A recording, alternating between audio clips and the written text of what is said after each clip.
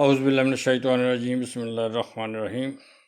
آج کا موضوع آپ کی خدمت میں پیش ہے حقیقی خوشی اور خواہشات نفس۔ میرے شیخ کامل حضرت اللہ ثانی صاحب رحمۃ اللہ علیہ نے آخری وقت فرمایا، کوئی آتا ہے دولت چاہیے، کوئی آتا ہے مرضی کی شادی کرنی ہے، کوئی آتا ہے روزگار نہیں ہے، کوئی آتا ہے کہ اولاد چاہیے، کوئی آتا ہے پیشہ میں ترقی چاہیے۔ فقیر کی ڈیوٹی ہے ان سب کے لیے بھی دعا کرتا ہے، مگر روزانہ صبح سے شام تک میری نظر خانقاہ کے مرکزی دروازے پر لگی رہتی ہے کہ کوئی آئے اور مجھے کہے کہ مجھے اللہ سے ملا دو، مجھے اپنے رب کی تلاش ہے۔ الحمدللہ اس کے کرم سے میں اس قابل تھا کہ اسے اللہ سے ملا دوں، مگر بڑی خیر کے لیے بڑے برتن کی ضرورت ہوتی ہے۔ دراصل یہ بات مجھے 27 سال بعد جاوید چوہدری صاحب کا کالم اصل اثاثہ پڑھ کر یاد آئی۔ انہوں نے اپنے دوست کے ساتھ لندن میں آکسفورڈ اسٹریٹ میں ایک پامسٹ یعنی ہاتھ دیکھنے والے سے ملاقات کا احوال بیان کیا ہے۔ وہ لکھتے ہیں، ہم دونوں اس کے سامنے بیٹھ گئے۔ میرا دوست دل کی اتھاہ گہرائیوں سے کسی لڑکی کے ساتھ شادی کرنا چاہتا تھا، لیکن یہ شادی ممکن نہیں تھی، لہٰذا اس نے انگریز جو کہ 70-80 سال سے اوپر تھا اس کو اپنا ہاتھ دکھاتے ہوئے سوال کیا کہ کیا میری شادی میری مرضی کے مطابق ہو جائے گی؟ بوڑھے انگریز نے کہکا لگایا اور وہ بات کہہ دی جس نے میری زندگی کا رخ بدل دیا۔ یہ وہ سچ ہے، یہ وہ حقیقت ہے جسے میں برسوں سے کتابوں، درگاہوں، دانشوروں اور روحانی بابوں کے مجلسوں میں تلاش کر رہا تھا، لیکن مجھے حقیقت کہاں ملی؟ لندن کے گمنام گلی کی چھوٹی سی کافی شاپ کی دوسری منزل کے ایک چھوٹے سے کمرے میں 70-80 سال کے گمنام پامسٹ کے پاس۔ جاوید چوہدری صاحب آگے پھر بیان کرتے ہیں کہ پامسٹ بولا، سوال یہ نہیں کہ آپ کی شادی وہاں ہوگی یا نہیں، سوال یہ ہے کہ کیا وہ شادی آپ کو خوشی بھی دے گی؟ ہم دونوں نے حیرت سے اس کی طرف دیکھا۔ وہ بولا، میں 50 سال سے اس پیشے سے وابستہ ہوں، میں نے اب ہزاروں کے ہاتھ دیکھے، ان میں سے ہر دوسرے شخص کو دولت چاہیے، ہر تیسرا شخص مرضی کی شادی کرنا چاہتا ہے، ہر چوتھا شخص پروفیشن میں ترقی کا خواہاں ہے، ہر پانچواں شخص اولاد تلاش کر رہا ہے، اور ہر چھٹا شخص دشمن کو ذلیل و خوار دیکھنا چاہتا ہے۔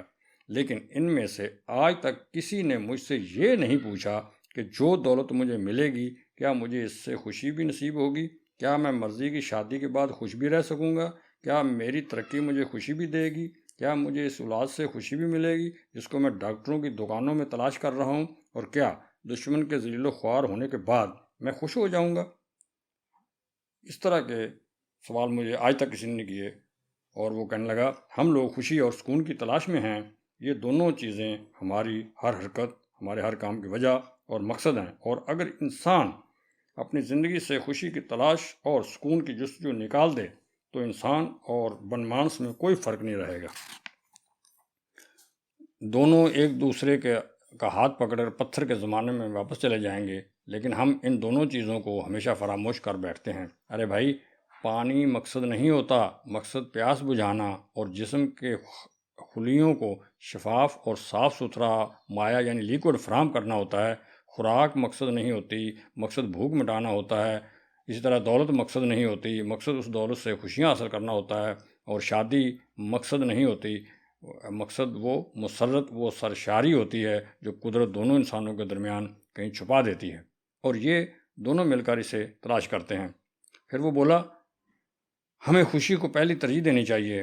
ہم اگر اسے اپنی فہرست میں پہلے نمبر پر رکھیں گے تو ہی ہماری زندگی اچھی اور بامانی ہو سکے گی، کیونکہ میں نے ایسے ہزاروں لوگ دیکھے ہیں جو اربوں پاؤنڈز کے مالک ہیں، لیکن اس دولت نے انہیں خوشی نہیں دی۔ میں نے دنیا کے بہترین اور خوبصورت ترین جوڑوں کو اسی کمرے میں انہی کرسیوں پر روتے دیکھا ہے۔ میں نے دنیا کے کامیاب ترین لوگوں کو بھی اداس اور مایوس دیکھا ہے، اور میں نے خوبصورت اور ذہین ترین بچوں کے والدین کو بھی اپنی اولاد سے مایوس اور دکھی پایا۔ انسان کو کامیابیاں، ترقیاں، ساتھی اور دوست خوشی نہیں دیتے، انسان کو خوش رہنے کا آرٹ خوشی دیتا ہے۔ اور جو شخص 10 پاؤنڈ میں خوش رہنے کا ہنر نہیں سیکھتا، اس شخص کو 10 ارب پاؤنڈ بھی خوش نہیں کر سکتے۔ جو شخص دوسروں کے بچوں کو دیکھ کر خوش نہیں ہو سکتا، وہ 10 بچوں کا باپ بن جائے تو بھی اسے خوشی نہیں مل سکتی۔ جو شخص 5 منٹ کی ملاقات، 1.5 منٹ کا ٹیلی فون اور ایک SMS سے خوش نہیں ہو سکتا، اس شخص کو عمر بھر کا ساتھ بھی خوشی نہیں دے سکتا۔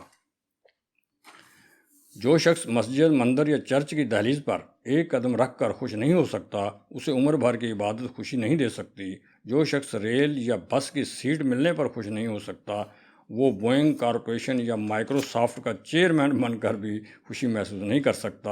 آخر میں اس نے کہا کہ ہم جب تک دعا اور کوشش سے پہلے خوشی کی عادت نہیں ڈالتے، کامیابی اس وقت تک ہمیں خوشی نہیں دیتی، چنانچہ خوشی اصل اثاثہ ہوتی ہے۔